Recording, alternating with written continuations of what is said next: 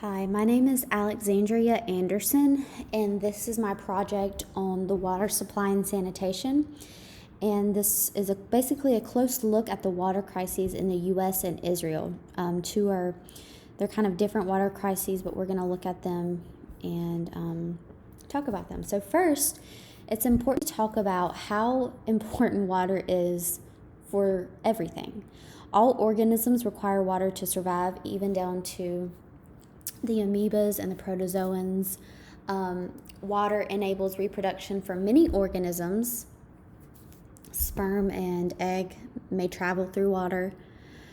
And then water is simply key for the earth. It helps stabilize Earth's temperature. It's a home for many organisms, rivers, lakes, oceans. And then organisms need water to grow in the earth, such as plants, photosynthesis, and all of that involved. And then obviously the hydraulic cycle, the water cycle on the earth, is super important. A little bit of water on earth for human consumption. So first of all, it is important to understand that 97% of the water on earth is salt water, and the rest is fresh water. Fresh water is obviously prevalent in some areas, not necessarily in others.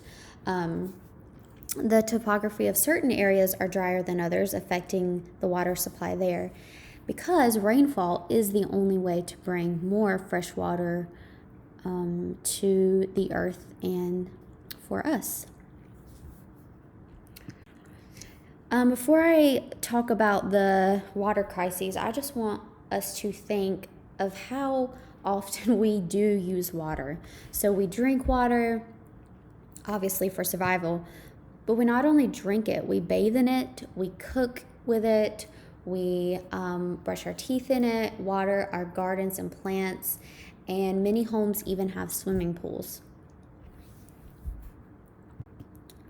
Water supply factors, a lot can play into this, but as far as fresh water, like I said before, rainfall is the only way to provide more fresh water to a certain area. Water demand factors is definitely population growth on this earth. So the more people we have, the more water we need. Population density. If you have a certain area that is dry and doesn't get necessarily that much rainfall, yet there are more people packed in that area, the water demand can definitely rise and go up. Transferring our thoughts, let's specifically look at the water supply in the United States. In most places of the U.S., there is enough water supply because there's a lot of rivers and lakes.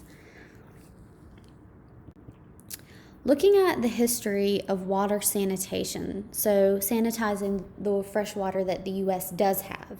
In 1964, the Safe Drinking Water Act was passed, basically just regulating the water and the level of chemicals in the water.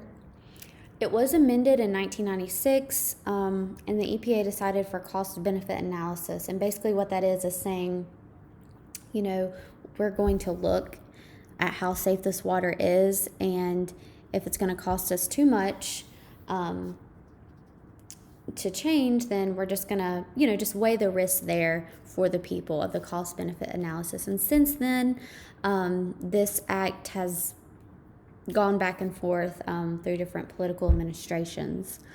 But we are going to be looking at some of the facts. First of all, it's important to understand how to sanitize water. The typical process of sanitizing water in the U.S., and there's different ways, but this is the process that we use across the board typically, as I said. The first one is adding a chemical in the water that attaches to the certain particles in the water. The chemical bonds kind of weigh down those particles and they go to the bottom. And then they use the water on top to filter it. And then at the end, chlorine or fluorine is added to disinfect the water and to kill the viruses or bacteria. Even though the Safe Drinking Water Act was passed, and even though the water is sanitized, a recent study actually showed that between 9 to 45 million people in the U.S. are drinking water that would not be considered safe under the Safe Drinking Water Act. And an example of this is the Flint water crisis, which happened in the U.S. In 2015, and it showed that the percentage of lead and other chemicals in the water exceeded the recommended amount significantly, and that children of the town, unfortunately and very scary, had very high blood lead levels. So that's a little bit on the current water quality in the U.S. And that kind of brings you to the question, I thought water was sanitized.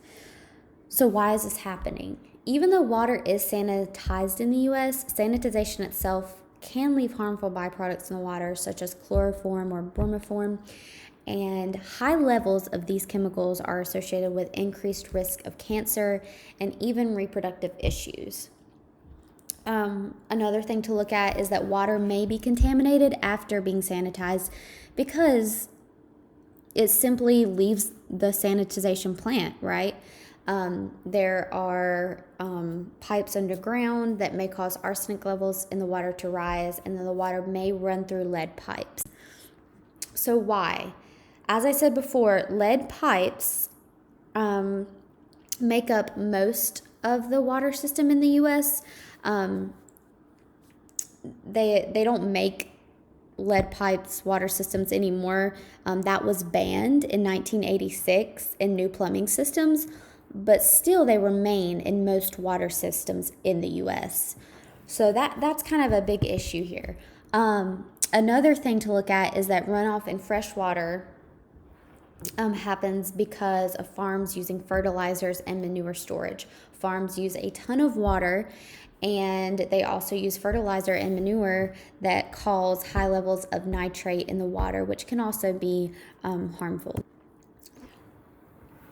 The effects of this unsafe water, it can cause bacterial or viral infections in humans. That the symptoms of these are stomach pain, diarrhea, and fever.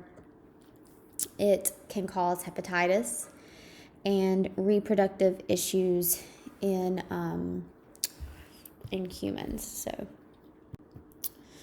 future ideas to improve water quality, specifically in the U.S., is obviously it would be great to have new water pipes.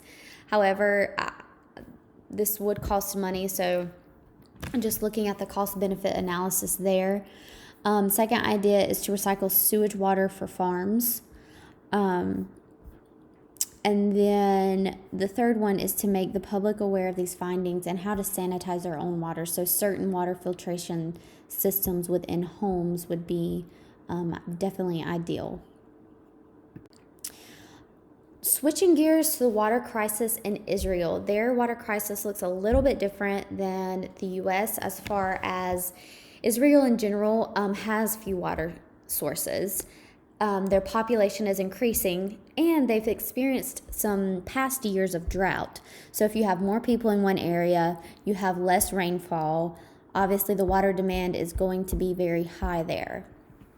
So that was a crisis. And what Israel did, leading to the next slide, is they came up with some innovations, some ideas of how they were going to recycle water and save water. So the first one is desalinated water. That is simply removing salt from the water, the process of removing salt from the water. So using salt water and making it into fresh water by reverse osmosis. The second innovation that Israel has came up with is using sewage water for crops. So that's kind of a recycling water there because it is drier. So they purify the sewage water and then use it for the crops because, as I said before, farms use a ton of water because of irrigation systems. And then the third one is flood water that is recycled. So Israel has built several different reservoirs to save flood water and rain and for that to be reused. looking at this idea of desalinating water is very interesting because it is utilized in many places, and in my research I even found it was utilized in the US as far as on the west coast of California and in Florida. This sounds like a great idea, and it could be the future, somewhat of the future of a solution to the water crisis. However, it's not super widespread because it is expensive and it does use a lot of energy to desalinate water. It is a great idea because, as I said before in this presentation, that 97% of the Earth's water is seawater. So if we were able to use that and desalinate it for water, that would be great. And then another issue with that is that, it can be harmful to ecosystems because water, as I said before, is a home to many organisms. So in this water crisis, both the one that the U.S. is experiencing and Israel, I think it's important to present solutions, but then also in any crisis, you have to weigh out, what is the cost-benefit analysis here? Is it going to cost us this, but then, benefit us in one way? So anyway, that was my project on water quality, and I hope you enjoyed it. And I'm interested to see how the water crisis is going to play out, and thank you very much.